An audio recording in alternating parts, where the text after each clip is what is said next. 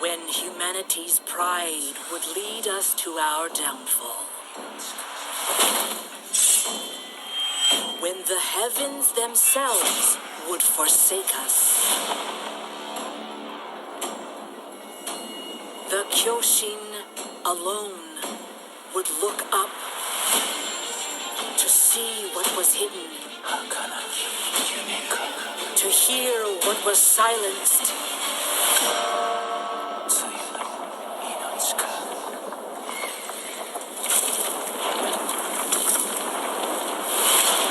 To cherish what was about to fade.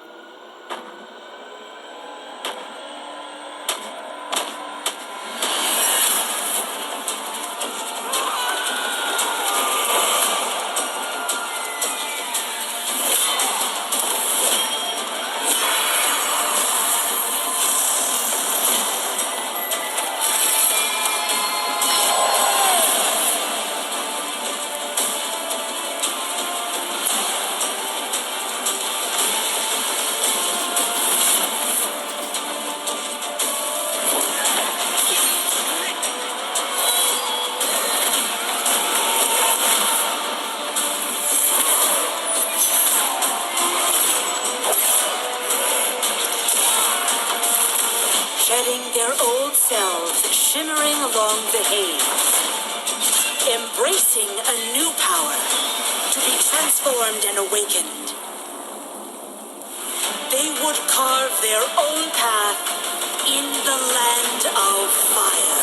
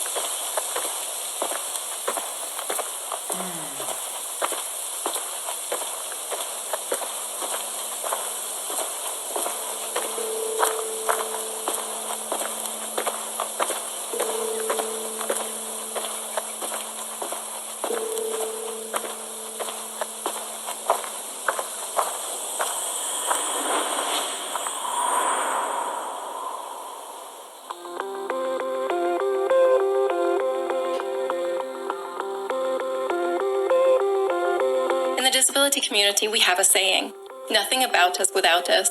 It's to say our rights, access, and inclusion in the world can't be met in proper or full ways without direct involvement.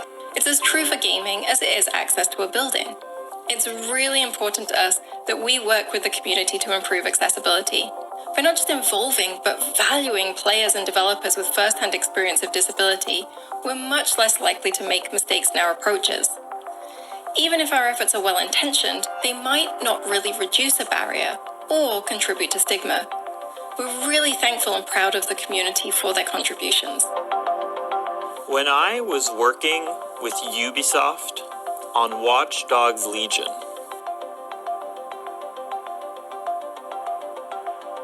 we got to sit down at a table going through ideas on how a feature could be used, like the directional captioning, or what kind of information could be on the screen at the same time. Whatever could be removed. There was a lot of going back and forth to make sure there was no confusion. It was great how they were double checking to make sure they got it right. I grew up waiting for accessibility to be something companies can talk about. Watch Dogs Legion's Play As Anyone innovation brought with it a promise of diversity and inclusion that inspired our team to make accessibility a core pillar of our design from the very beginning. The game offers a visualized sound effect system that captions hundreds of ambient world and gameplay sounds, from birds singing to footsteps to cars accelerating or crashing, each prioritized by context and spatialized with a directional indicator. The Watch Dogs Legion's team is extremely proud to have achieved this new level of accessibility, but it's only the beginning. Games that are truly accessible to everyone will require continuous innovation and effort, and I look forward to seeing today's innovations become tomorrow's standards. On Assassin's Creed Valhalla, we started working on accessibility features very early in the process. We have options for player to choose their text size, but also the text size of the subtitles. You can add a background to your HUD elements to make sure the contrast is good for you. We can adjust the icon size also depending on your gaming setup. We want to make sure you get the most out of it. Ubisoft's goal is to make games that enrich our players' lives. And key to that is making games that are inclusive and accessible to all. What we've seen is that by talking to the community and learning from each other, our teams are really inspired to innovate and find solutions, striving to challenge themselves and always improve.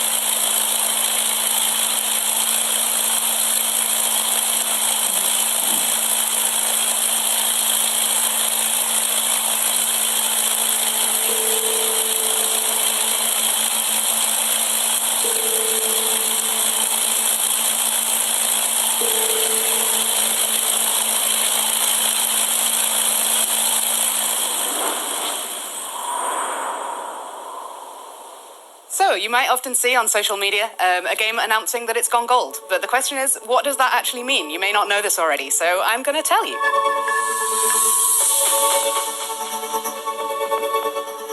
So when we say that a game has gone gold, it means that the game has been approved for manufacture. So that can be Sony, Microsoft, Google, Amazon, Nintendo, whichever platforms we're targeting for that specific game. The game is fully playable, it's stable, it's got a decent level of performance, and everything's basically working.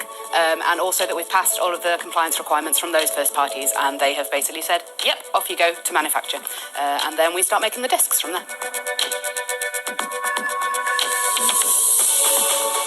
So the term going gold comes from when this was all done on physical discs. It's digital now, but when this was physical discs, the ones that were sent to the manufacturer companies with that version of the game on that has been given the thumbs up, they were gold coloured, and so we still use that term today. So when we go gold, it doesn't mean that all the work is done for the team. We usually go to manufacture about 6 to 8 weeks before launch, so there's some time there that we can use to properly polish the game and fix things like stability and little niggly issues that might impact the gameplay when we go live. So one of my best memories from shipping a game is when we were working on the Division 2, and we decided quite last minute there that we wanted to make some improvements to the onboarding and tutorials right at the beginning of the game. So what that involved was me running around the office, just speaking to people, trying to see what was possible, what was safe to do, what changes we could make that were really going to improve everything. And it was great to be able to work that tiny bit of magic right at the end that was going to improve the experience for everyone. So when a game goes gold, that's quite a big milestone for the team. It means that something that they've been working on for quite a few years is almost ready to go. So remember to give them a shout out when you hear a game's gone gold. It means that we're all really excited to see you get your hands on the final product.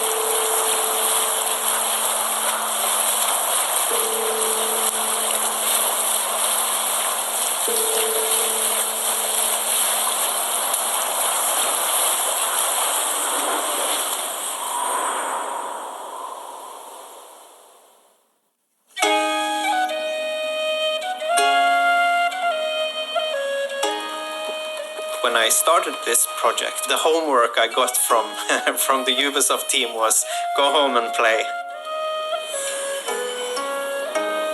My name is Einar Salvik, a musician and composer from Norway. My name is Julie Fowlis, and I'm a musician and a singer from Scotland. I predominantly sing in Scottish Gaelic. The music that I perform is deeply rooted, the music of the Highlands and Islands in particular. I understood quickly that myself and people in the music team of Ubisoft, we had a lot of the same ideas and vision of what my part in it could be. When I decided I wanted to have Julie on board and she's accepted, I could already hear the music in a way. I've known Julie for a long time, been a fan, and always hoped at some point come an opportunity to do something together. I do connect to her way of approaching the older song traditions. It feels great to have her part of this. It was certainly an amazing opportunity to work with Einar. I love his work, I love his music, and his approach to making music. To work with Einar on these songs was just something to me that felt quite natural and really enjoyable, actually. I have implemented instruments such as the lyre, which would be the most common string instrument at the time. I of course used the bronze horns that we also have in Scandinavia and was present in Ireland at this time and for a long period before this as well. One instrument that I introduced that I didn't use in the main game is the crwth. It's a form of lyre. Was present in both Ireland and Wales and Scotland. So of the two songs that we worked on, one of them was an Old Irish, Flan for Eden. That is actually an excerpt of a poem dating from the early 800s. That was the intention of the song, creating a praise poem for Flan. The Liafal there are many strange myths about it. It is sort of the coronation stone that had a power of choosing the king. When a truthful king would touch it, the ground would resound beneath it. It is sort of the heartstone of Ireland. It was really a great experience working on these two songs. They were very, very different stylistically and linguistically also. We wanted the Gaelic language, Old Irish Gaelic, which is a mysterious language. This is a language that we have evidence of through writing, but we don't know how it sounded. We don't actually know for sure how it sounded, so it's a little bit of educated guessing. The legend is that the stone will bring woe.